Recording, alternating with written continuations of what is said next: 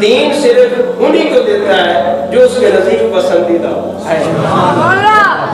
دنیا سارے دیتا کوئی مننے اور نہ مننے، کافر ہے، مشرک ہے، مومن ہے، منافق ہے، سارے میں دیتی جاتا ہے دنیا۔ تو جب دین دی باری آیا تو محبوب دے دین دی، جب مصطفیٰ نے شریعت کی آئی فرمایا پھر انہوں دینا جنہیں پسند آ جائے، پھر انہوں دین دی سمجھ دینا، انہوں دین تے چلانا، انہوں دین دے مطابق عمل کرتا ہے جنہیں رابر پسند آ جائے، سارے برابر پسند آ جائے۔ مجھے کو سبحان اللہ۔ تو دوستو